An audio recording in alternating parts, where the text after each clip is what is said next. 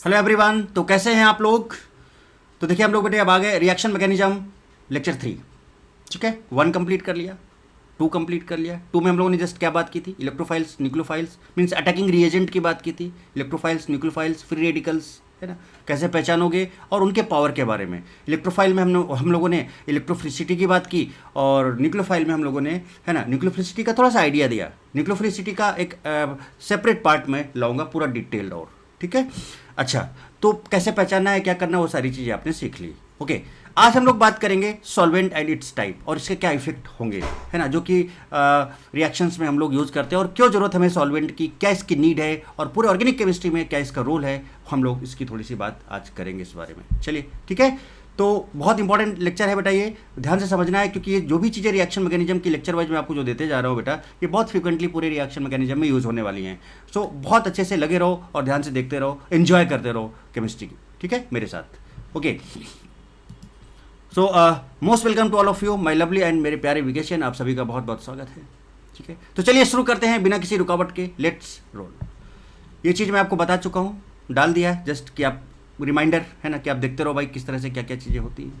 ठीक है, चलिए, जैसे कि अगर आप अब हम यहाँ पर देखें बेटे, तो देखो सबस्ट्रेट हमने बात की थी, राइट। क्या होता है, रिएजेंट भी हम लोगों ने देख लिया, electrophile, nucleophile and free radical. Electrophile, है ना, पूरा डिटेल हम लोगों ने यहाँ पर चेक कर लिया कि भैया इलेक्ट्रोफाइल क्या है, न्यूक्लियोफाइल क्या है, और फ्री रेडिकल क्या है। पूरा डिटेल हमने इलेक्ट्रोफाइल की बात कर ली, हमने न्यूक्लियोफाइल की बात कर ली, हमने फ्री रेडिकल की बात कर ली, या फिर किसी भी एटम पर अगर अनपेयर्ड इलेक्ट्रॉन है तो ये। ठीक है, बेस की बात भी हम लोगों ने कर ली भाई। टाइप्स ऑफ रिएक्शन का कैटेगरी तो मैंने आपको बता दिया ही है। अब ये टाइप्स ऑफ रिएक्शन एक एक करके हम लोग डिस्कस करते जाएंगे साथ साथ में। कैटलिस्ट भी साथ में जाएगा, टेम्परेचर का इफेक्ट भी साथ साथ चलते चला जाएगा। तो अभी जो हमें बेसिकली, अब जो हमें ये जो हमारा रिएक्शन मैकेनिज्म का जो सीरीज चल रहा है, इसमें अभी हमें क्या क्या करना है पहले हम आपको वो बताते हैं। तो देखो बेटा, अब जो बचा है इसमें वो क्या क्या है जरा देखो। तो पहले तो आज हमें क्या करना है, सॉल्वेंट करना है। सॉल्वेंट कंप्लीट करूंगा, तो पहला सॉल्वेंट, राइट बेटे, पहला सॉल्वेंट के बाद अब सबस्ट्रेट में जो लिविंग ग्रुप होता है उसका लिविंग टेंडेंसी, पूरा डिटेल लिविंग ग्रुप के बारे में बात करेंगे। और इसके बाद फिर यहीं पर हम बात करेंगे न्यूक्लियोफिलिसिटी वर्सेस बेसिसिटी, न्यूक्लियोफिलिसिटी का ये। तो इस तरह से 3 पार्ट हम निपटाएंगे। और ये बाकी जो टेम्परेचर, कैटलिस्ट और टाइप्स ऑफ रिएक्शन, जब रिएक्शन डिस्कस करोगे, टाइप्स ऑफ रिएक्शन की बात है ना, रिएक्शन डिस्कस करोगे तो वहाँ टेम्परेचर और कैटलिस्ट का क्या रोल है, साथ साथ वो चलता जाएगा। तो एक आपका सॉल्वेंट आज, इसके बाद फिर जो नेक्स्ट फिर लिविंग ग्रुप होगा, एंड देन न्यूक्लियोफिलिसिटी होगी, एंड देन फिर आपकी types of reaction start detailed, है ना। तो कहानी समझ रहे हो ना। तो ये सारी चीज़ें हैं, बहुत बढ़िया तरीके से आपको देखना है, मस्त एंजॉय करते हुए आगे बढ़ना है। तो चलिए भाई शुरू करते हैं सॉल्वेंट। सॉल्वेंट का क्या रोल है सबसे पहले समझते हैं। ये रोल ऑफ सॉल्वेंट समझते हैं सबसे पहले, कि भैया क्या ज़रूरत है रोल ऑफ सॉल्वेंट। एक छोटा सा एग्जाम्पल हम आपको देते हैं, छोटा सा एग्जाम्पल। अगर आप चल रहे हो तो बेटा कहाँ चल रहे हो? अगर आप मूवमेंट कर रहे हो तो कहाँ कर रहे हो भाई?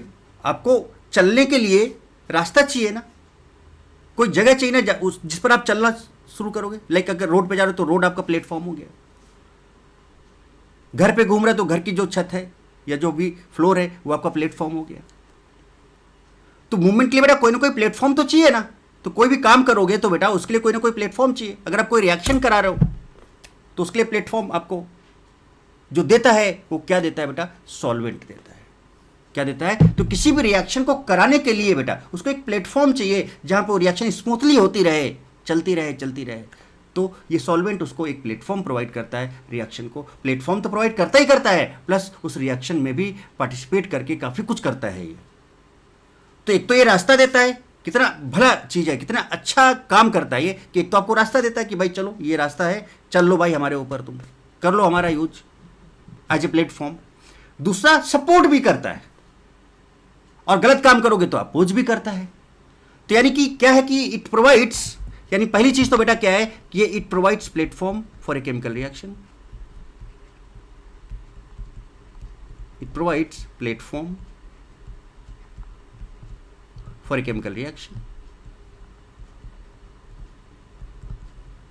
किसी भी केमिकल रिएक्शन के लिए प्लेटफॉर्म प्रोवाइड करता है। एंड दूसरा, it also participate in reaction, और पार्टिसिपेट इन रिएक्शन ये रिएक्शन में भी पार्टिसिपेट कर सकता है, मतलब मे बी और may not be, may be और मे नॉट बी, कंडीशनल है, ठीक है। तो ये प्लेटफॉर्म भी देता है और बेटा ये पार्टिसिपेट कर भी सकता है, नहीं भी कर सकता है। तो इस ऑल्सो पार्टिसिपेट मतलब पार्टिसिपेशन का भी चांसेस बनता है कि ये आपको सपोर्ट भी कर सकता है, गलत काम करोगे तो अपोज भी करेगा, मतलब है ना, ये गाइड करेगा। तो ये किसी भी, तो फाइनली आप ये कह सकते हो कि ये जो सॉल्वेंट है ये क्या करता है बेसिकली, है ना, जैसे कि आप हो, मैं आपको पढ़ा रहा हूँ बेटे, तो मैं आपको गाइड कर रहा हूँ कि भाई ऐसे पढ़ो, है ना, तो एक प्लेटफॉर्म प्रोवाइड कर रहा हूँ, है ना। सो ये क्या करता है, गाइड करता है, guide a chemical reaction, chemical reaction को ये गाइड करता है। तो मुझे लगता है कि बस इसी पॉइंट से, इसी बात से आप सॉल्वेंट का मतलब तो समझ गए होंगे और सॉल्वेंट का इंपॉर्टेंस भी समझ गए होंगे कि ऑर्गेनिक केमिस्ट्री में सॉल्वेंट का कितना बड़ा इंपॉर्टेंस है। समझ रहे हो कहानी? चलिए, तो अब आगे बढ़ते हैं और बात करते हैं टाइप्स ऑफ सॉल्वेंट की। तो सॉल्वेंट बेटा अगर हम बात करें तो सॉल्वेंट जो है आपके बेसिकली दो तरह के होते हैं, एक नॉन पोलर सॉल्वेंट होता है, एक पोलर सॉल्वेंट होता है। फिर जो पोलर सॉल्वेंट होता है आपका वो दो तरह का होता है, एक होता है पोलर प्रोटिक सॉल्वेंट और एक होता है polar aprotic solvent. Non polar solvents वो होते हैं जिनका जीरो नेट डाइपोल मोमेंट होता है, नेट पोलैरिटी जीरो होती है। पोलर सॉल्वेंट वो होते हैं, है ना, तो इनको हम ये कह सकते हैं डाइपोल मोमेंट को बेटा यहाँ पर हम लोग म्यू से रिप्रेजेंट करते हैं, म्यू से। तो इनका म्यू क्या होता है, नेट, म्यू नेट जीरो होता है, अभी डिटेल में बता रहा हूँ। और इनका जो है mu net not equal to zero होता है। बात समझ रहे हो? यहाँ पे कह सकते हो आप कि भैया इसका जो म्यू नेट होगा, नेट डाइपोल मोमेंट जीरो होगा, और बेटा ये जो पोलर सॉल्वेंट्स होते हैं, है ना, ये इनका mu net not equals to zero होगा। सब बढ़िया से भी आपको समझाऊंगा, क्योंकि इनका डिटेल इसके बाद ये क्या करते हैं, इनका क्या इफेक्ट रहता है, वो सारी चीज़ें तो पहले तो समझो कि सॉल्वेंट होते क्या क्या है, फिर उनके बाद उसका उनका इफेक्ट क्या होगा वो सब समझेंगे। चलिए एक एक करके डिस्कस करेंगे इनको, थोड़ा सा और एक दो चीज़ें समझते हैं पहले। जैसे कि सॉल्वेंट बेटा क्या है, medium in which reaction takes place, मतलब platform for any reaction, collision required between particles. किसी भी रिएक्शन के लिए बेटा क्या चाहिए होता है आपको, कोलिजन। कोई भी अगर रिएक्शन हो रही है तो क्या collision is required between particles, and for collision there must be a medium. भाई कोलिजन वही कोई काम करोगे तो कोई मीडियम होना चाहिए ना बेटा, कोई प्लेटफॉर्म होना चाहिए, तभी वही तो काम करोगे ना। So there must be a medium where they collide to break bond and form bond, so that medium is called solvent, that platform is called solvent. तो अभी मैंने बताया कि सॉल्वेंट इज अ मीडियम और प्लेटफॉर्म, ये दो तरह का होगा, नॉन पोलर एंड पोलर, है ना। अब एक एक करके हम लोग डिस्कस करेंगे कि भाई नॉन पोलर क्या होता है, पोलर क्या होता है, और पोलर प्रोटिक क्या होता है, पोलर अप्रोटिक क्या होता है, और सारे नाम, उनका इफेक्ट पूरा डिटेल में आज हम डिस्कस करेंगे। इसके बाद रिएक्शन में धड़ल्ले से हम इसका यूज करेंगे बिंदास, बिना किसी दिक्कत के, ठीक है। तो पहले इसकी डिटेल, तो एक एक चीज करके एक चीज मजबूत करते चले जाओ, जबरदस्त तरीके से न्यू खतरनाक बनाते चले जाओ, फिर देखो रिएक्शन। चलो पानी पीते हैं।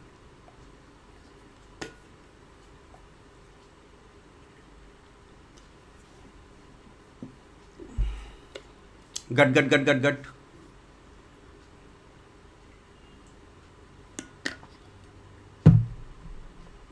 चलिए सबसे पहले हम बात करते हैं, सबसे पहला नंबर जो हम लेने जा रहे हैं that is non polar solvent. पहले हम आपको इसके बारे में बताएं, non polar solvent. Non polar से समझ रहे हो बेटा, इसमें दो चीजें हो सकती हैं, आइदर नो पोलैरिटी, कोई पोलैरिटी ही ना हो, मतलब neither positive nor negative charge develop ही ना हो, ठीक है, ये चीज हो सकता है। दूसरा, मान लो पोलैरिटी है भी, if polarity is present,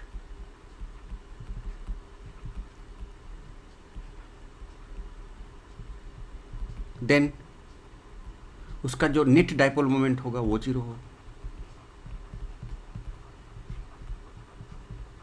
net dipole moment क्या हो बेटे, जीरो हो।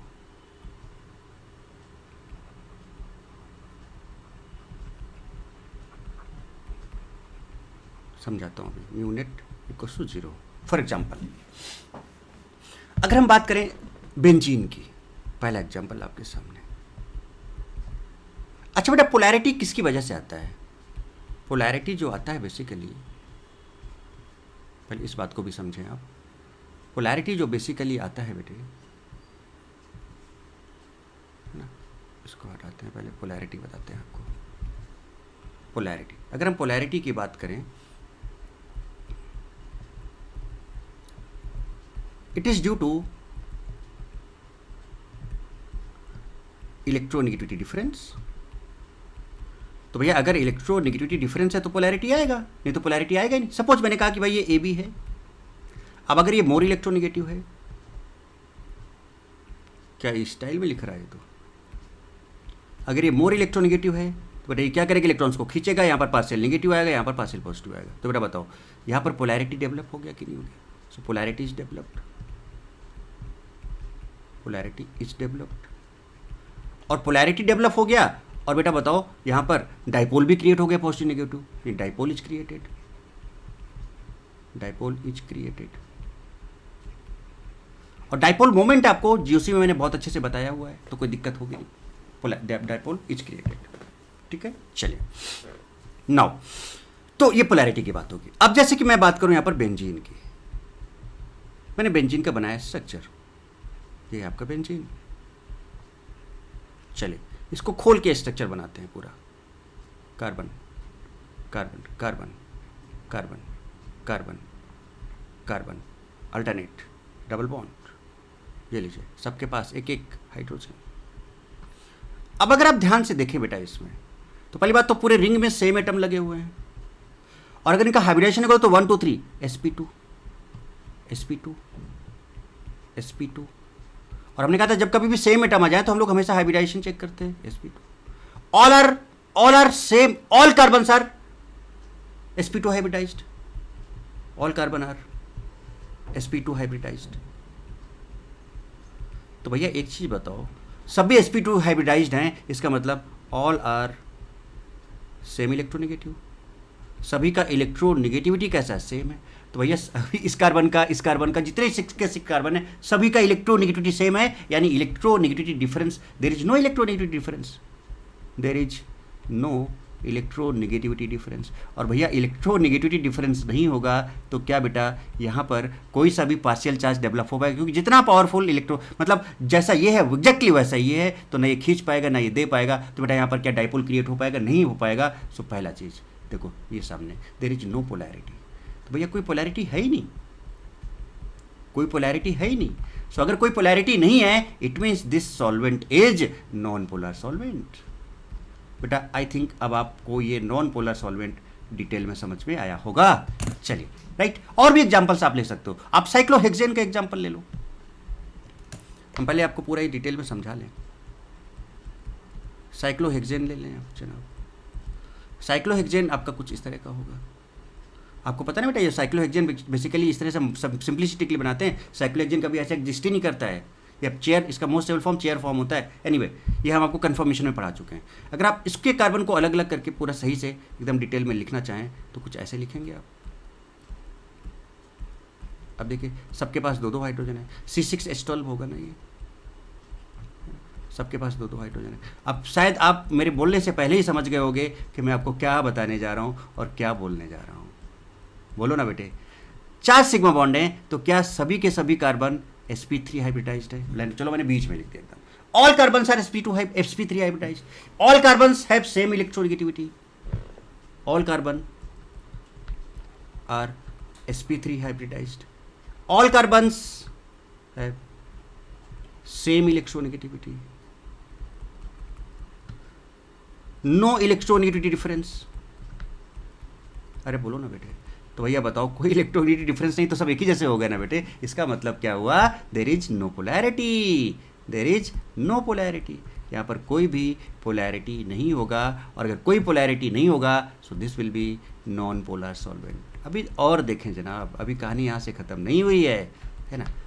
अच्छा, ये जो पहला वाला पॉइंट हमने आपको समझाया था, इसके बेसिस पे आप समझ गए होंगे कि अगर कोई पोलैरिटी ही नहीं है तो नॉन पोलर सॉल्वेंट हो गया। बट हमने कहा था कि पोलैरिटी इज प्रेजेंट, अब चलो पोलैरिटी की बात करते हैं। अब हमने जैसे कहा कि हमारे पास बेटा जो नेक्स्ट एग्जांपल है दैट इज CO2। CO2 का अगर हम स्ट्रक्चर बनाएं तो देखो कुछ ये बनेगा, ये बनेगा। इसका जो शेप होता है वो लीनियर होता है, लीनियर शेप होता है। अब जो डाइपोल मोमेंट होता है ना बेटा, उसका डायरेक्शन हमेशा less electronegative to more electronegative होता है हमेशा। केमिस्ट्री में हम ऐसे डिफाइन करते हैं, ठीक है। अब बेटा बताओ, ये मोर इलेक्ट्रोनेगेटिव है तो इलेक्ट्रॉन को भी तरफ खींचेगा, इस साइड में खींचेगा। अच्छा सिमेट्रिकल है, इस साइड में खींचेगा इलेक्ट्रॉन को, तो क्या हम इसको ऐसे लिख सकते हैं, लाइक दिस। ये देखिए, फिर ये भी देखो वैसे ही है, ये आपको इस साइड में खींचेगा। चूंकि एकदम सिमेट्रिकल है, ये एकदम सिमेट्रिकल है ये बेटा, तो बताओ जितना डाइपोल मोमेंट अगर न्यू इधर लग रहा है तो बेटा न्यू इधर लगेगा, और ये वेक्टर की तरह काम करेगा। Dipole moment is a vector quantity, it is a vector quantity. तो भैया इसका डायरेक्शन देखो, less electronegative to more electronegative, less to, अब ये दोनों इक्वल एंड अपोजिट है, इक्वल एंड अपोजिट है, तो बेटा इसका जो नेट डाइपोल मोमेंट आएगा दैट विल बी जीरो, और अगर जीरो हो गया so this becomes non polar solvent. हाँ, बट अगर हम बात करें CO2 की तो बेटा इसमें पोलैरिटी है। कैसे, मोर इलेक्ट्रोनेगेटिव खींचेगा, माइनस यहाँ प्लस आएगा, यहाँ पर माइनस यहाँ प्लस होगा। तो बेटा देखो यहाँ पर डाइपोल्स तो हैं, पोलैरिटी तो है, so it is having polarity, it is having polarity, polarity और dipole, but it's net dipole moment is, कहानी समझे क्या बोलना चाह रहा हूं बेटे, it's net dipole moment is zero, dipole moment is zero, mu net zero है, और अगर म्यू नेट जीरो हो गया बेटे so this becomes non polar. कहानी समझ में आई क्या? ऐसे बेटे बहुत सारे एग्जांपल्स आप समझ सकते हो कि नहीं समझ सकते हो, ऐसे आप बहुत सारे एग्जांपल्स अब आप समझ सकते हो कि नहीं समझ सकते हो। तो इसी तरह से यहाँ पर जैसे CCl4 ले लो, ये भी आपका नॉन पोलर होता है, इसका टेट्राहेड्रल शेप होता है ना, तो इसका जो नेट डाइपोल मोमेंट होता है कैंसिल हो जाता है ना। ऐसे अगर आप BF3 ले लो, है ना, तो इसका भी नेट डाइपोल मोमेंट जीरो होता है। ये सब नॉन पोलर होते हैं आपके, है ना। अगर आप समझना चाहो तो इसको ऐसे समझ सकते हो, लाइक CCl4 अगर है तो देखो बेटा ये Cl है, ये Cl है, ये Cl है, ये Cl है, समझ रहे बेटे बात? अब बोलोगे सर ये तो लेस इलेक्ट्रोनेगेटिव, मोर इलेक्ट्रोनेगेटिव, ऐसे जाएगा, ये ऐसे जाएगा। बट अगर आप 3D में देखोगे तो ये नेट डाइपोल मोमेंट इसका कैंसिल हो जाएगा, पोलैरिटी आएगी, देखो यहाँ माइनस यहाँ प्लस आएगा, पोलैरिटी होगी, बट इसका म्यू नेट जो है जीरो होगा, तो this will be non polar. अच्छा कैसे जीरो होगा ये मैं आपको BOC में basic organic chemistry, how to start organic chemistry में बहुत बढ़िया तरीके से बता चुका हूँ, तो आप वहाँ पे चेक कर लेना, है ना। इसका 3D विजुलाइज करना होगा कि 2 क्लोरीन ऊपर ऐसे होते हैं और 2 क्लोरीन नीचे ऐसे होते हैं, तो ऊपर वालों का दोनों का नेट एकदम अपवर्ड चला जाता है, और नीचे वाले क्लोरीन का दोनों का नेट एकदम अपवर्ड नीचे डाउनवर्ड नीचे चला जाता है, और नेट कैंसिल हो जाता है, तो इसमें नहीं जाएंगे। सिमिलरली अगर BF3 की बात कर लें हम, तो BF3 बेटा ये तो टेट्राहेड्रल होता है, टेट्राहेड्रल, और ये आपका ट्रायगोनल प्लानर होता है, ट्रायगोनल प्लानर होता है, ये कुछ इस तरह का होता है, लाइक दिस, ये ट्रायंगल देख रहे हो आप, ये बोलो बेटे। अब सिंपल सी बात बेटा ये है यहाँ पर कि लेट ये लेस है ये मोर है, तो इसका डाइपोल मोमेंट का डायरेक्शन ये होगा, एंड लेट एक BF बॉन्ड का जो डाइपोल मोमेंट का डायरेक्शन वो है म्यू है, वो म्यू है, ठीक है। अब बेटा इनके बीच का जो एंगल होता है 120 होता है। किसी का भी अगर नेट वेक्टर निकालना है तो आप क्या करते हो, under root μ1 square plus μ2 square plus 2 μ1 μ2 cos theta होता है कितना होता है। ये भी BF है तो इसका भी म्यू होगा, इसका भी म्यू होगा, इसका डायरेक्शन भी बेटा इस साइड में आएगा, है ना, यहीं पे मैं कर दे रहा हूँ ऐसे, इसका भी। अब इसका नेट अगर आप निकालोगे तो पता है बेटा नेट इधर जाएगा, इसका ये नेट इधर की तरफ जाएगा डाइपोल मोमेंट। अभी दिखाता हूँ कैसे। तो ये म्यू और इसके बीच का 120, तो अगर आप यहाँ पे डालो तो बेटा कितना आ जाएगा, μ square plus 2 μ1 μ2 means μ square cos 120 और अंडर रूट। तो आपको पता है बेटा कॉस 120 माइनस हाफ होता है, तो ये 2 μ स्क्वायर हो गया, और माइनस हाफ करोगे तो माइनस μ स्क्वायर बचेगा, so this will B mu. तो बताओ बेटा इसका नेट जो आया इधर, इन दोनों का जो नेट आया इधर न्यू आया, इसका मतलब, और जब आप नेट निकाल लेते हो ना बेटे तो फिर जो इंडिविजुअल वेक्टर्स होते हैं उनका काम खत्म हो जाता है, क्योंकि इसका नेट आ चुका है। तो अब बेटा बताओ ये इक्वल एंड अपोजिट, बताओ इधर भी म्यू इधर भी mu, equal and opposite cancel, so it's net dipole moment is zero, so this is non polar. अब आप बताओ कहानी क्लियर है कि नहीं? सो नॉन पोलर पहचान लोगे, तो ये था आपका, है ना, अबाउट नॉन पोलर सॉल्वेंट्स। ये था अबाउट क्या, नॉन पोलर सॉल्वेंट। एग्जाम्पल्स देखें आप, देखो मैंने बताया था यहाँ पर, जरा देखिए आप। बेंजीन है, CCl4 है, CO2 है, C6H12 है ना, अभी BF3 बताया मैंने आपको। इस तरह से ये सब नॉन पोलर सॉल्वेंट है जिनका मैंने, तो दो चीज़ें बेटा यहाँ पर आ सकती हैं। जब आप इसकी बात करोगे तो दो चीज़ें आपके सामने आएंगी कि अगर यह हो सकता है कि पोलैरिटी ही ना हो, और अगर पोलैरिटी हो भी तो उसका नेट डाइपोल मोमेंट अगर जीरो हो, so that will be non polar solvent. अब मुझे इतना बताओ बेटा, क्या नॉन पोलर सॉल्वेंट एकदम बढ़िया तरीके से, मस्त और जबरदस्त तरीके से क्लियर हो गया क्या कि नॉन पोलर सॉल्वेंट में कभी कोई दिक्कत आएगी क्या? नहीं आएगी ना। आप आराम से पहचान लोगे ना, यहाँ पर डाइपोल मोमेंट का रोल है। तो जीओसी में बताया है, बीओसी में बताया है, आराम से देख लेना पूरा डिटेल में डाइपोल मोमेंट, और इसको आराम से आप बात कर सकते हो। चूंकि ऑलरेडी पहले किया जा चुका है बेटा, तो यहाँ पे दोबारा बताने से टाइम वेस्ट होगा। सो मतलब, लेकिन फिर भी आप सारी चीज़ें समझ गए होंगे कि बेसिकली किस तरह से हम बात करते हैं नॉन पोलर सॉल्वेंट की, है ना। तो यहाँ से हम लोगों ने कुछ इस तरह से बात कर ली। बोलो बेटे, और ये आपके सामने देखो इस तरह से। कहानी क्लियर है क्या बेटे? कहानी क्लियर है क्या बेटे? अरे बोले बेटा, बोले, अरे जनाब कुछ तो बोले बेटा। तो इस तरह से आपने देखा कि ये जो चीज़ें थी आपके सामने, सॉल्वेंट था, नॉन पोलर आपने क्लियर कर लिया। ये देखो नॉन पोलर के एग्जांपल्स आपके सामने हैं। अब बात आएगी किसकी? पोलर की। और पोलर में फिर दो तरह के आएगा क्या? एक पोलर प्रोटिक आएगा और एक पोलर अप्रोटिक आएगा। फिर वो कौन कौन से हो सकते हैं उनकी बात होगी, और उसके बाद फिर इनका इफेक्ट क्या होगा उसकी बात होगी। बोलो बेटे, बात समझ में आती है? तो चलिए अब आगे बात करते हैं और डिटेल में इसको समझते हैं कि सॉल्वेंट का और भी आगे क्या इफेक्ट और कौन कौन से क्या क्या सॉल्वेंट हो सकते हैं, कैसे हम पहचानेंगे, वो चीज़ को और अच्छे से समझते हैं। ओके ओके बेटा, तो नॉन पोलर की बात होगी। अब नॉन पोलर में आप एक चीज़ और देख सकते हो क्या, वो ये कि जो नॉन पोलर सॉल्वेंट है ना बेटे, ये बेसिकली पता है कहाँ पर यूज होते हैं, किसको प्लेटफॉर्म प्रोवाइड करते हैं? ये जनरली पता है बेटा कि वहाँ पर जो फ्री रेडिकल मैकेनिज्म्स होती हैं ना, अब फ्री रेडिकल मैकेनिज्म बेस्ड जो रिएक्शंस होंगी, मैकेनिज्म बेस्ड जो रिएक्शंस होती है वहाँ पर इनका रोल आता है। ये उनको प्लेटफॉर्म प्रोवाइड करते हैं। या फिर जहाँ पर होमोलाइटिक फिजन होता है, कौन सा? होमोलाइटिक फिजन, वहाँ पर इनका रोल सबसे ज़्यादा होता है नॉन पोलर सॉल्वेंट्स का। कहानी क्लियर है? और ये जो पोलर सॉल्वेंट्स है ना बेटा, यह भी मैं आपको बता देता हूँ। जनरली ये जो पोलर सॉल्वेंट है, जनरली बेटा ये आपके है ना सब्स्टिट्यूशन, एलिमिनेशन,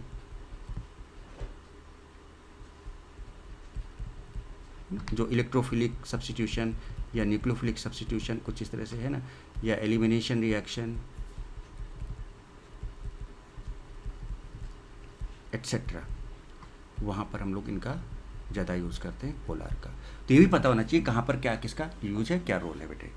क्लियर कहानी यहाँ तक? चलिए तो अब आगे बात करते हैं बेटे, देखिए ज़रा सा। तो अब हम बात करें किसकी बेटे, यहाँ पर अब हम बात करें किसकी? पोलर सॉल्वेंट्स की। तो पोलर सॉल्वेंट्स फिर से दो तरह के हैं, पोलर प्रोटिक, पोलर अप्रोटिक। मैंने बता दिया कि जनरली इनका जो यूज होगा बेटा कहाँ पर होगा, है ना, सब्स्टिट्यूशन एंड एलिमिनेशन एटसेट्रा, उन रिएक्शंस में इनका ज़्यादा यूज होगा। कैसे यूज होगा सब समझाते हैं, एटसेट्रा। अब पोलर सॉल्वेंट की बात आ गई तो नेट डाइपोल मोमेंट जीरो नहीं होगा। सो नेट डाइपोल मोमेंट जीरो नहीं होगा। अब ये दो तरह के होंगे, एक पोलर प्रोटिक होगा और एक पोलर अप्रोटिक होगा। अभी दिखा देते हैं हम आपको, देखो है ना। पोलर प्रोटिक का पहचानने का सबसे आसान तरीका, आप कभी मिस्टेक कर ही नहीं सकते हो किसी भी कंपाउंड के अंदर जो पोलर प्रोटिक सॉल्वेंट है। पोलर प्रोटिक बेटा पीएस नहीं पीपीएस है बेटे, ये करेक्टेड पीपीएस। तो जो पोलर प्रोटिक सॉल्वेंट है बेटे, अगर उसके अंदर हाइड्रोजन फोन से अटैच्ड है डायरेक्टली, तो हमेशा वो पोलर प्रोटिक सॉल्वेंट होगा। यानी H जो है O से अटैच हो, या H N से अटैच हो, या फिर H F से अटैच हो। जैसे कि देखो यहाँ पर H बेटा O से अटैच है, यहाँ पर H देखो O से अटैच है, यहाँ पर H देखो O से अटैच है, यहाँ पर H देखो N से अटैच है, और यहाँ पर H देखो F से अटैच है। तो ये सारे के सारे जो आपके सॉल्वेंट है that is polar protic solvent. मतलब पोलर प्रोटिक सॉल्वेंट वो होते हैं जहाँ पर हाइड्रोजन फोन से अटैच होता है। सिंपल। अब बोलोगे सर कि अब ऑब्वियस सी बात है बेटा कि ये मोर इलेक्ट्रोनिगेटिव होते हैं हाइड्रोजन के रिस्पेक्ट में। तो अगर तो यहाँ पर तो पोलैरिटी आनी है, कोई रोक ही नहीं सकता है, कोई दुनिया की ताकत पोलैरिटी को नहीं रोक सकता है। देखो यहाँ पर प्लस आएगा तो बेटा यहाँ पर माइनस आएगा, यहाँ पर माइनस आएगा तो यहाँ पर प्लस आएगा। पोलैरिटी देखो, ये प्लस, यहाँ पर माइनस तो यहाँ पर प्लस आएगा। ये देखो यहाँ पर माइनस तो यहाँ प्लस आएगा। ये देखो इलेक्ट्रॉन को खींचेगा अपनी तरफ, मोर इलेक्ट्रोनिगेटिव तो माइनस यहाँ पर प्लस आएगा। ये खींचेगा इधर माइनस, यहाँ पर प्लस आएगा। कुछ तो पोलैरिटी डेवलप हो गया।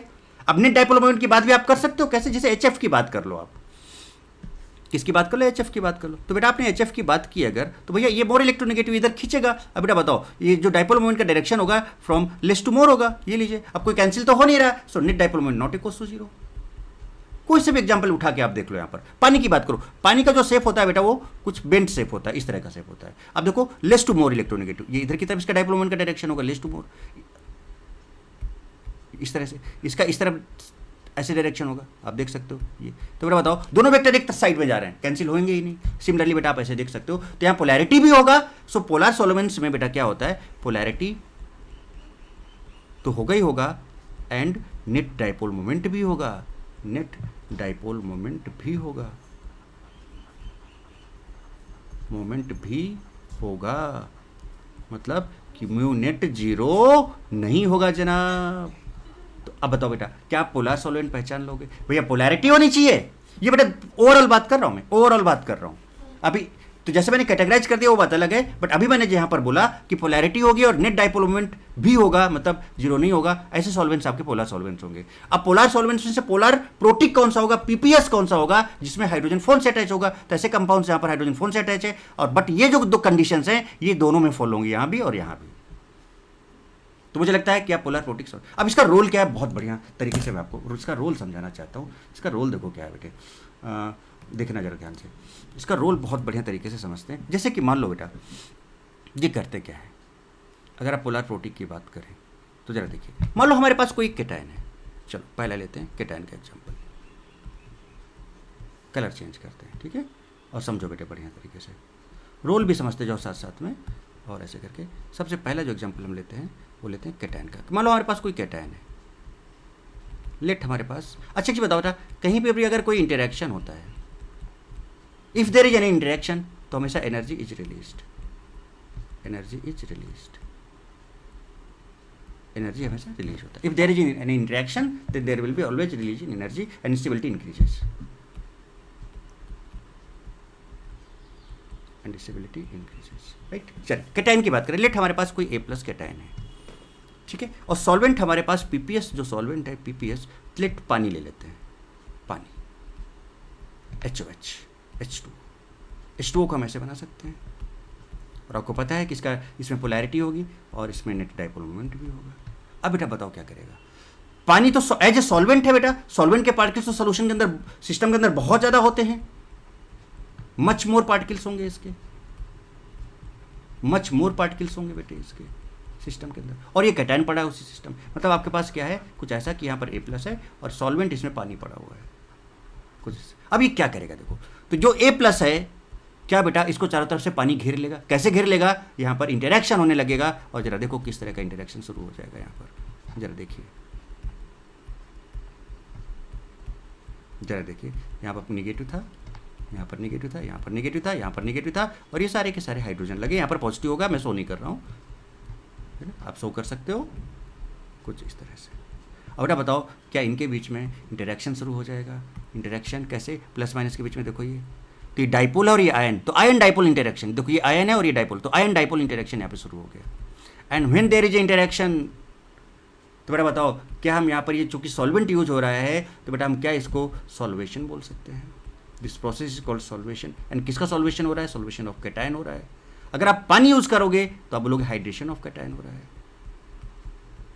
Hydration of cation, but general हम लोग क्या यूज करेंगे? Solvation of cation. So interaction हो रहा है, so there will be release in energy, है ना, और एनर्जी रिलीज होकर क्या करेगी वो हम आगे बात करेंगे, बट इतना बात समझ में आए। सो इसका मतलब क्या हुआ कि ये जो आपका पोलर प्रोटिक सॉल्वेंट है, ये जो आपका, हम किसकी बात कर रहे हैं बेटा, यहाँ पर पीपीएस की बात कर रहे हैं, पोलर प्रोटिक सॉल्वेंट की बात कर रहे हैं, है ना, इट सॉल्वेट कैटायन। अच्छा, अब कोई एनायन होता तो क्या होता बेटे? अगर हम मान लो कोई एनायन ले लेते दूसरा, अगर हम कोई एनायन ले लेते तो एनायन को क्या करता बेटे? मान लो let anion is B minus, ठीक है। अब आपने B माइनस ले लिया, चलिए आपने B माइनस ले लिया, क्या आपको लगता है कि पानी फिर से इसको घेर लेगा? कैसे घेरेगा जरा देखिएगा,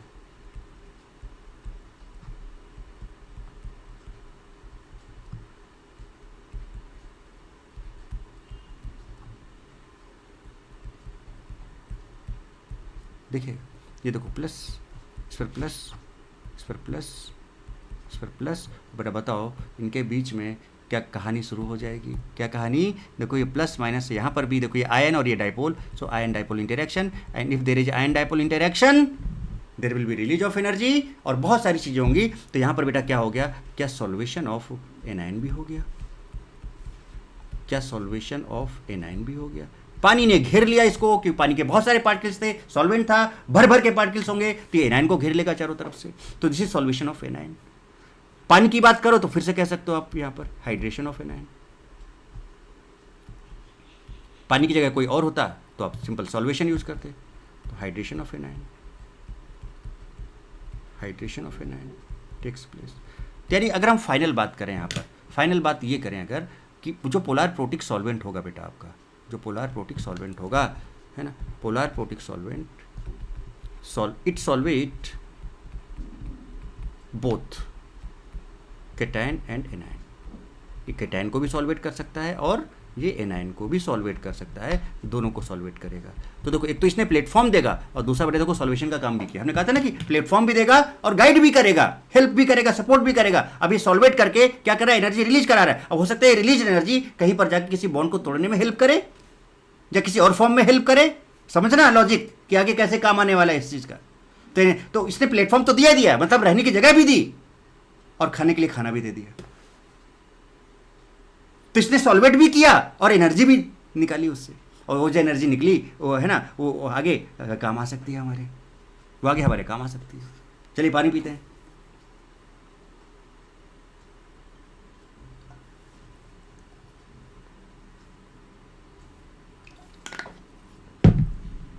नो क्लियर। तो ये चीज देखो हम यहां पर दिखाएं आपको। देखो ये पानी था, ये कैटायन था, कैटायन को सॉल्वेट किया, सॉल्वेशन ऑफ कैटायन हो गया। एनायन था, एनायन को सॉल्वेट किया। सो पोलार प्रोटिक बेटे, corrected. Polar protic solvate both cations and anions. तो जो पोलार प्रोटिक सॉल्वेंट्स होते हैं बेटा वो कैटायन एनायन दोनों को सॉल्वेट करते हैं। चलिए तो अब बताओ बेटा पोलार प्रोटिक क्या होता है, 100% पहचान लोगे। किसी भी कंपाउंड के अंदर अगर हाइड्रोजन फोन से अटैच्ड है, किसी भी कंपाउंड के अंदर अगर हाइड्रोजन फोन से अटैच्ड है, वो आपका पोलार प्रोटिक सॉल्वेंट होगा। उसमें पोलैरिटी होगी, उसका नेट डायपोल मोमेंट 0 नहीं होगा, नेट डायपोल मोमेंट होगा उसका कुछ ना कुछ, और ये कैटायन को भी सॉल्वेट करेगा। तो बेटा सॉल्वेंट क्या है पोलार प्रोटिक वो पता चल गया, उसका इफेक्ट क्या है वो पता चल गया। अब इनका इफेक्ट हम आगे रिएक्शंस में कैसे यूज करेंगे आप देखोगे, है ना। तो पहले इनका चक्कर क्या है वो समझो पहले बात को। अब आते हैं पोलार अप्रोटिक में। अब पोलार अप्रोटिक क्या होते हैं थोड़ा इनको समझते हैं। तो पता है पोलार अप्रोटिक की अगर हम बात करें, पोलार अप्रोटिक, अप्रोटिक का मतलब, अप्रोटिक मतलब प्रोटिक मींस प्रोटॉन होता है, अप्रोटिक मतलब जो प्रोटॉन नहीं दे सकता है ना। तो इसमें क्या होना चाहिए बेटा, इसमें आपका एक जो मेन पार्ट होता है इसमें कि पोलैरिटी विथ मल्टीपल बॉन्ड हो, पोलैरिटी विथ मल्टीपल बॉन्ड होगा,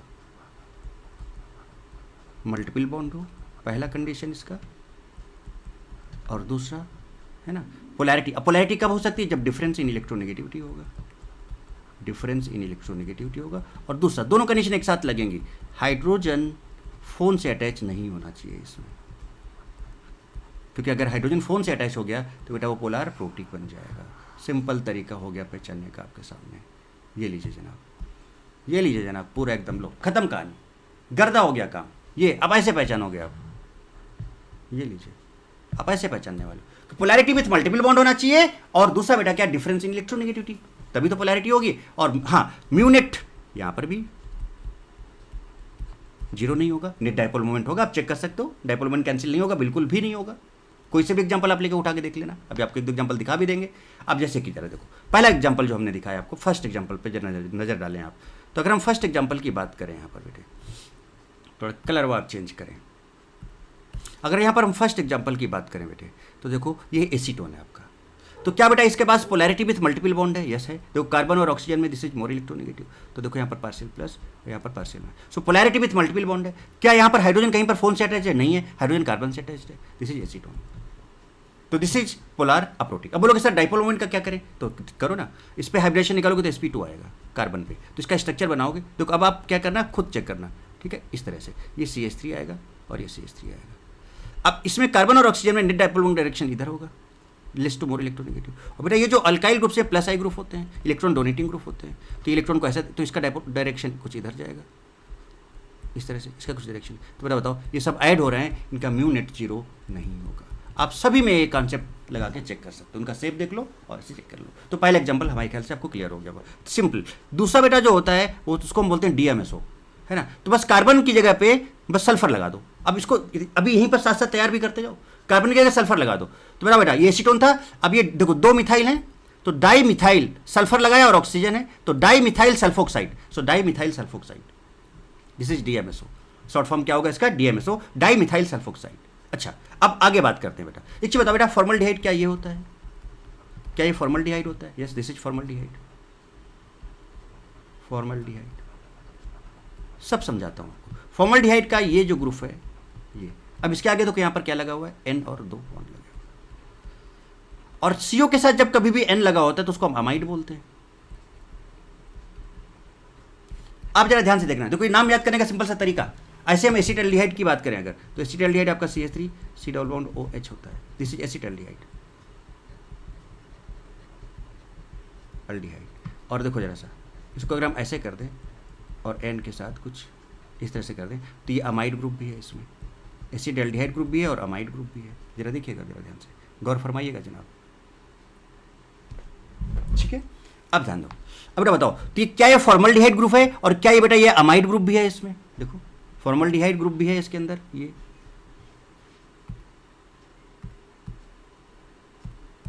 फॉर्मल्डिहाइड ग्रुप भी है, अमाइड ग्रुप भी है, अमाइड ग्रुप भी है, एसिटाल्डिहाइड ग्रुप भी है। देखना, तो फॉर्मल्डिहाइड ग्रुप भी है, अमाइड ग्रुप भी है। तो बेटा बताओ, और कितने मिथाइल लगे यहाँ पर? 2 CH3 लगे हुए हैं। तो बताओ क्या डाई मिथाइल फॉर्मल्डिहाइड तो फॉर्मामाइड, डाई मिथाइल फॉर्मामाइड। अरे भाई याद रहेगा कि नहीं रहेगा? फॉर्मल्डिहाइड भी है, अमाइड भी है, 2 मिथाइल है, सो डाई मिथाइल फॉर्मामाइड। अरे हो गया भाई। सिमिलरली बताओ बेटा, यहाँ पे CH3, यहाँ पे CH3। अब मुझे बताओ बेटा एसिटाल्डिहाइड ग्रुप है कि नहीं? देखो ये एसिटाल्डिहाइड ग्रुप ये है, ये अमाइड ग्रुप है कि नहीं बेटे? Yes yes. तो क्या 2 मिथाइल है? यस, सो डाई मिथाइल एसिटामाइड। अरे भाई साहब, डाई मिथाइल एसिटामाइड, कहानी खत्म। यहाँ भी CH3, यहाँ भी CH3, यहाँ भी CH3, यहाँ भी CH3, यहाँ भी CH3। अब देखो कितने बेटा मिथाइल ग्रुप हैं? 1 2 3 4 5 6, तो हेक्सा मिथाइल हो गया, इसको बोलते हैं फॉस्फोरो, और 3 अमाइड लगे हैं देखो। So this is hexa methyl phosphoro tri amide, this is hexa methyl phosphoro tri amide. तो इसको HMPA शॉर्ट फॉर्म में बोलते हैं या फिर HMPT, हेक्सा मिथाइल फॉस्फोरो ट्राइअमाइड या फिर हेक्सा मिथाइल फॉस्फोरो ट्राइअमाइड, है ना, कुछ HMPA या फिर HMPT। तो इनके शॉर्ट फॉर्म भी ध्यान रखना, इसको एसिटियम बोलते हैं। कार्बन को हटाओ, सल्फर लगाओ, DMSO बन गया। अब ये बना सकते हो ना बेटा, तुरंत बना सकते हो। फॉर्मल्डिहाइड ग्रुप लेना ऐसे करके, उसमें N लगा के 2 ऐसे लगा दो, सो क्या बन गया? Dimethyl formamide. अब एसिटामाइड में एसिटाल्डिहाइड ग्रुप ले लेना ऐसे, और उसमें N लगा के कुछ ऐसे कर देना, इसको एकदम एक बार में तैयार हो जाएगा। तो ये क्या हो गया? डाइमिथाइल एसिटामाइड हो गया। अब हेक्सा मिथाइल, तो फॉस्फोरो ऐसे बना लेना, इसे 3 नाइट्रोजन ऐसे लगा लेना, 3 नाइट्रोजन, और सब पे 2 ये करके अभी प्रैक्टिस कर लेना, बिल्कुल अभी का अभी, है ना, मस्त तरीके से ये आपका हो जाएगा। तो चलिए यहाँ तक पहुँचे, अब आगे बात करते हैं थोड़ा सा और नेक्स्ट एग्जाम्पल की बात करते हैं बेटे। नेक्स्ट एग्जाम्पल में आता है क्राउन ईथर। क्राउन ईथर भी आपका जो होता है क्या होता है? आपका पोलर अप्रोटिक होता है, ठीक है। अब इसमें क्या मल्टीपल बॉन्ड तो नहीं है, बट पोलैरिटी है ना। इसमें मल्टीपल बॉन्ड तो नहीं है, बट क्या है बेटा? पोलैरिटी है। पोलैरिटी कैसे? देखो ऑक्सीजन और यहाँ पे कार्बन है, कुछ इस तरह से। क्राउन ईथर्स का जो जनरल नाम होता है वो होता है बेटा एक्स क्राउन वाई ईथर, कुछ इस तरह के कंपाउंड्स होते हैं, समझिएगा बात को।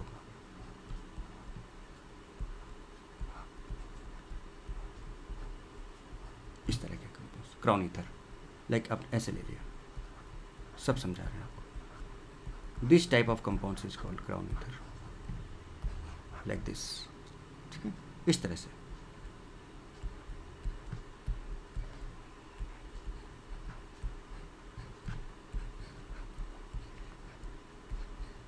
This is called crown ether, सबके नाम। अब क्राउन ईथर का नाम कैसे लिखें? तो इसका होता है नाम जो होता है एक्स क्राउन वाई ईथर होता है, एक्स क्राउन वाई ईथर होता है। एक्स जो होता है total number of atoms present in ring, ring में टोटल कितने एटम्स है वो एक्स का वैल्यू होगा। वाई होता है नंबर ऑफ ऑक्सीजन उसके रिंग में कितने हैं, तो total number of oxygen present in ring. चलो इसका नाम लिखें एक्स क्राउन वाई ईथर। तो बेटा बताओ, है ना, कितने काउंट कर लो जरा सा, कितने हैं? यहाँ से शुरू करते हैं, यहाँ पे टिक मारता हूँ, 1 2 3 4 5 6 7 8 9, तो 9 टोटल एटम्स हो गए, ऑक्सीजन 3 है, सो 9 क्राउन 3 ईथर, कहानी खत्म। सिमिलरली बताओ बेटा अब इसका नाम क्या होना चाहिए? चलो अब नाम बताओ फटाफट, तेजी से नाम बताएं आप। इस वाले का नाम क्या होना चाहिए? कितने एटम्स से जरा देखो, जरा ध्यान से देखो, यहाँ से शुरू कर रहा हूँ, ठीक है। तो 1 2 3 4 5 6 7 8 9, तो बेटा बताओ क्या ये 9 क्राउन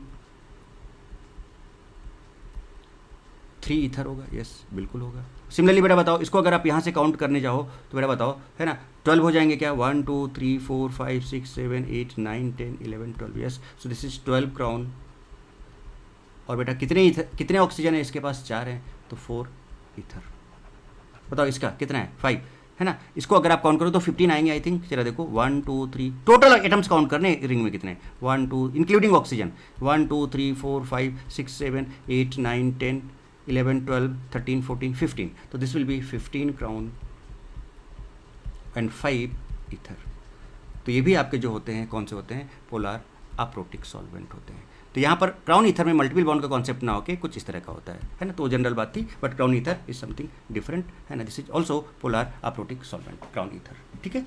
चलिए, एक होता है डाइमिथाइल ग्लाइक्साम, डाइमिथाइल ग्लाइक्साम। अब यहाँ पर भी देखो मल्टीपल बॉन्ड है, देखो बेटा यहाँ पर C डबल बॉन्ड O है, और यहाँ पर देखो C डबल बॉन्ड O है यहाँ पे। एक्चुअली में ये यहाँ पर जो H ना होके बेटा, फाइनली ये H यहाँ से हट के यहाँ पर O माइनस रहता है, आयन के फॉर्म में कुछ इस तरह से रहता है, ठीक है, ये है ना। नहीं तो आप बोलोगे सर ये तो पोलर प्रोटिक हो गया, है ना। तो यहाँ पर H ना होके क्या होता है, आयन के फॉर्म में रहता है इस तरह से, ऐसे करके। सो डाइमिथाइल ग्लाइऑक्सिमेट, है ना, ये भी आपका पोलर अप्रोटिक सॉल्वेंट होता है, पोलर अप्रोटिक सॉल्वेंट, क्योंकि H होगा तो पोलर प्रोटिक बन जाएगा। चलिए, इतनी बात समझ में आती है कि नहीं आती है? अब आप पहचान लोगे। चलो, पहला नाम बताओ क्या था? एसीटोन था। एसीटोन का जो कार्बन था, कार्बन को हटाया, सल्फर लगाया, तो आपका क्या बन गया? डाइमिथाइल सल्फोक्साइड, DMSO बन गया। फिर फॉर्मल्डिहाइड में, फॉर्मल्डिहाइड ग्रुप में हमने N और 2 इथाइल लगा दिए थे, तो डाइमिथाइल फॉर्मामाइड हो गया। फिर डाइमिथाइल एस्टामाइड हो गया, तो मतलब DMF हो गया, DMA हो गया, HMPT हो गया, फास्फोरस डबल बॉन्ड ऑक्सीजन, फिर 3 नाइट्रोजन और सब पे 2 मिथाइल। सो हेक्सामिथाइल फास्फोरो ट्राइअमाइड हो गया। क्राउन ईथर आपके सामने, डाइमिथाइल ग्लाइक्साम आपके सामने है ना, कुछ ये। अब ये तो आपको समझ में आ गया कि बेटा ये सॉल्वेंट हो सकते हैं। अब इनका रोल क्या हो सकता है ना, थोड़ा सा इनके रोल को समझते हैं। थोड़ा सा इनके रोल को हमें समझना पड़ेगा कि भाई इनका रोल क्या है एक्चुअली में, ये है ना। तो ये बात अगर आप समझ लो सही तरीके से तो फिर आनंद ही आनंद आ जाएगा। चलिए देखते हैं इसका रोल क्या होगा। अब देखो बेटा ये क्या करेगा, जैसे हमने आपको पोलर प्रोटिक समझाया था, अब ऐसे पोलर ओप्रोटिक का, तो effect of polar aprotic solvent. चलो, इनके बारे में कोई सा भी एग्जांपल आप ले लो। पहले तो एक चीज़ बताओ बेटा, जितने भी अल्काइल ग्रुप्स होते हैं बेटे, जितने भी अल्काइल ग्रुप्स होते हैं काफ़ी बल्कि ग्रुप होते हैं। जितने भी अल्काइल ग्रुप्स होते हैं बेटे वो काफ़ी कैसे होते हैं? बल्कि ग्रुप होते हैं बेटे।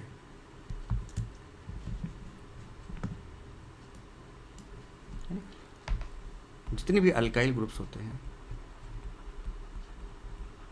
बल्कि ग्रुप्स होते हैं। जरा समझना इस बात को, बल्कि ग्रुप्स बड़े बड़े ग्रुप होते हैं काफ़ी जगह, तो ये क्राउड क्रिएट करते हैं। क्या करते हैं? क्राउड को हम स्टेरिक हिंड्रेंस बोलते हैं, स्टेरिक हिंड्रेंस। ये सब हमने आपको एसिडिक बेसिक कैरेक्टर में सब समझा रखा है ना, जैसे like CH3, C2H5, C3H7 etcetera. जितने भी अल्काइल ग्रुप्स हैं काफ़ी बल्कि ग्रुप होते हैं। अब अगर थोड़ा सा ध्यान दें तो जो भी मैंने आपको एग्जाम्पल्स अभी समझाएं, एक नज़र डालिएगा जरा बेटा, आपको एक सिमिलैरिटी नज़र आएगी। देखो सब में बड़े बड़े ग्रुप, अल्काइल ग्रुप देखो यहाँ भी लगा, यहाँ भी लगा, यहाँ भी 3 लगे हैं, यहाँ पे देखो 6 लगे हैं, समझ रहे हो। और क्राउन ईथर की बात अगर हम करें, क्राउन ईथर में भी अगर हम आ जाएं तो बेटा अगर आप यहाँ पे देखो CH2 कितने सारे CH2 लगे हैं, यहाँ पर भी देखो CH3, सब में बड़े बड़े ग्रुप लगे हैं। इनका एक कॉमन पार्ट यहाँ पे सामने आ रहा है कि भाई इनके साथ बल्कि ग्रुप लगे हुए हैं। एक एग्जाम्पल के थ्रू बेटा हम आपको इस चीज़ को समझाना चाहेंगे, जरा ध्यान दीजिएगा। DMSO का एग्जाम्पल लेते हैं। चलो, अगर हम DMSO की बात करें तो बेटा देखो यहाँ पर क्या होता है, डाइमिथाइल सल्फोक्साइड होगा आपका, है ना। तो यहाँ पर बेटे क्या होगा, आप अगर गौर फरमाएं तो बेटा आप यहाँ पर देखो सल्फर होगा आपके पास, डबल बॉन्ड ऑक्सीजन होगा बेटा। देखो यहाँ पर CH3 ग्रुप लगा होगा, यही था ना। ये ले लो आप, एसीटोन ले लो, ये लीजिए आप, CH3 यहाँ पर, CH3 यहाँ पर। इसमें तो 2 ही हैं, बाकी में तो 2 से ज़्यादा हैं। तो अगर आप यहाँ पे बात समझ गए तो वहाँ भी समझ जाओगे, है ना, जैसे एसीटोन। अब जरा देखो ध्यान से बेटे, ये जो है पोलैरिटी यहाँ पर आएगी, यहाँ पर माइनस आएगा, यहाँ पर प्लस आएगा, पोलैरिटी है ना। ये मोर इलेक्ट्रोनेगेटिव, यहाँ माइनस आएगा, यहाँ प्लस आएगा। आप चलो थोड़ा सा ध्यान से बेटा समझने की कोशिश करना, मैं क्या समझाना चाह रहा हूँ, बढ़िया तरीके से बात को समझना कि मैं अल्टीमेटली बोलना क्या चाह रहा हूँ। यहाँ पर ये जो आप अल्काइल ग्रुप देख रहे हो बेटा, आपको नहीं लगता कि काफ़ी बड़ा ग्रुप है, बल्कि ग्रुप? आपको नहीं लग रहा बेटा काफ़ी बल्कि ग्रुप है ये? देखिए जनाब, बोलो राइट। यहाँ पर नहीं लग रहा बेटा कि काफ़ी ये बल्कि ग्रुप है, लाइक दिस। यहाँ पे नहीं लग रहा कि CH3 काफ़ी बल्कि ग्रुप है। अच्छा, बल्कि ग्रुप होने की वजह से बेसिकली हो क्या रहा है बेटा? बल्कि ग्रुप होने की वजह से क्या ये जो इसका पॉजिटिव चार्ज है, पॉजिटिव डाइपोल है, जो पॉजिटिव एंड है, इज समझना जरा सा, जो इसका पॉजिटिव एंड है वो ब्लॉक्ड हो गया। देखो ना, इधर बल्कि ग्रुप, इधर पूरा चारों तरफ से प्लस चार्ज को इस बल्कि ग्रुप ने चारों तरफ से घेर लिया, तो इसका पॉजिटिव एंड जो है ब्लॉक हो गया। सिमिलरली यहाँ पर भी इसका जो पॉजिटिव एंड है ये वाला बेटे, ये भी क्या हो गया, पॉजिटिव एंड ब्लॉक हो गया, एंड ब्लॉक्ड, मतलब ये वाला पोजीशन जो है ब्लॉक हो गया। अब मान के चलो कि अगर हम इसमें किसी भी, यहीं पे समझना, किसी कैटायन को डालें, कैटायन मीन्स हम ए प्लस को डालें, तो बताओ ए प्लस किसके पास जाएगा? ऑब्वियस सी बात है ए प्लस जब आप डालोगे तो भैया ये तो अच्छा, इसका जो बेटा एनायनिक पार्ट है, एनायनिक पार्ट ये जो है निगेटिव एंड फ्री है, निगेटिव एंड इज फ्री, इसको नहीं घेरा, इसका भी निगेटिव एंड फ्री है। अब शायद आप बात को समझ गए होगे। अगर आप कोई कैटायन डालोगे तो ये खटाक से यहाँ पे चला जाएगा आराम से, है ना, सॉल्वेशन ऑफ कैटायन हो जाएगा। लेकिन अगर आप कोई एनायन डालोगे तो एनायन बेटा किसको ढूंढना चाहेगा? इस प्लस चार्ज को, अपोजिट चार्ज। अब ये यहाँ पे कैसे घुसेगा? ये एंड तो ब्लॉक हो चुका है बेटा, तो ये यहाँ पर ये इसको ब्लॉक पोजीशन है, तो ये पॉजिटिव एंड तक नहीं पहुंच पाएगा due to bulkiness of these alkyl groups, due to block position of this positive end. Similarly अगर आप यहाँ पर बेटे किसी भी, अगर आप कैटायन को डालोगे तो कैटायन, ये देखो एंड फ्री है, कैटायन बड़े आराम से जाके यहाँ पर सॉल्वेट हो जाएगा। बट बेटे अगर आप यहाँ पर किसी एनायन को डालोगे तो ये कहाँ से डालोगे? पोजीशन ब्लॉक्ड हो चुका है, और अगर ये पोजीशन ब्लॉक्ड है बेटे तो यहाँ पर आपका कोई एनायन जो है लाइक बी माइनस, वो यहाँ पर नहीं जा पाएगा, सॉल्वेट नहीं कर पाएगा। यानी इसका क्या एक इफेक्ट आया?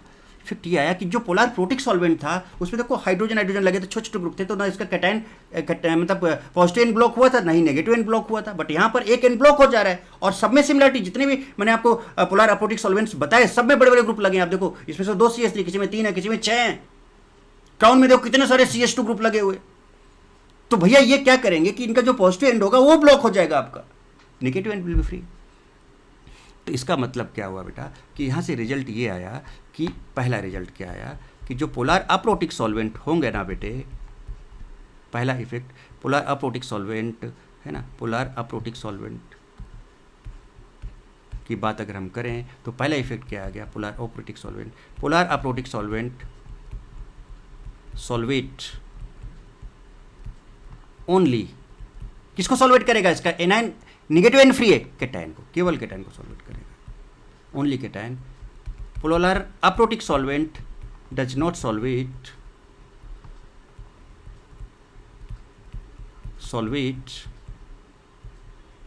एनायन, क्योंकि उसका पॉजिटिव एंड ब्लॉक्ड है।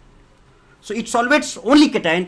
तो बेटा बताओ दोनों में डिफरेंस क्या आया कि जब पोलर प्रोटिक की बात आप कर रहे थे तो कैटायन को भी सॉल्वेट कर रहा था, एनायन को ज्यादा इंटरेक्शन हो रहा था, कैटायन के साथ भी इंटरेक्ट कर रहा था, एनायन के साथ भी इंटरेक्ट कर रहा था, तो वहां पर इंटरेक्शन ज्यादा था, और इंटरेक्शन ज्यादा होने से वहां पर जो रिलीज एनर्जी होगी that will be more. But in case of polar aprotic solvent यहाँ पर सिर्फ एक ही आयन सॉल्वेट हो पाएगा and that will B cation, जबकि वहां पर दोनों हो रहे थे तो यहाँ पर भी सॉल्वेशन होगा। बट बेटा क्या सॉल्वेशन यहाँ पर ज्यादा हो पाएगा with respect to polar protic? No. So with respect to polar protic solvent,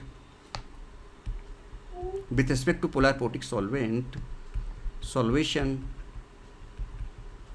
in polar aprotic solvent will be less because it solvate only cation। ये केवल और केवल कैटायन को सॉल्वेट करता है, केवल और केवल कैटायन को सॉल्वेट करता है। और कैसे करता है वो देख लो। अब आपने क्या किया कि कोई कैटायन, अब यहाँ पर केवल और केवल कैटायन, यानी एनायन अगर कोई है तो एनायन को तो बेटा आप काट दो, अब कैटायन की बात करो, क्योंकि केवल कैटायन को सॉल्वेट करेगा and that cation is A+। अब आपके पास ये है A+, अब आप DMSO ले लो, तो DMSO को देखो ये ऑक्सीजन, ये वाला एंड फ्री है, देखो ये लीजिए जनाब, ये लीजिए जनाब, ये लीजिए जनाब, समझ रहे हो कहानी? ये लीजिए जनाब और लगा लीजिए, ये लीजिए जनाब और लगा लीजिए, ये लीजिए जनाब। या ये नेगेटिव एंड है कि नहीं है बताइए? इसका एकदम फ्री है, मस्त तरीके से, ज़बरदस्त तरीके से।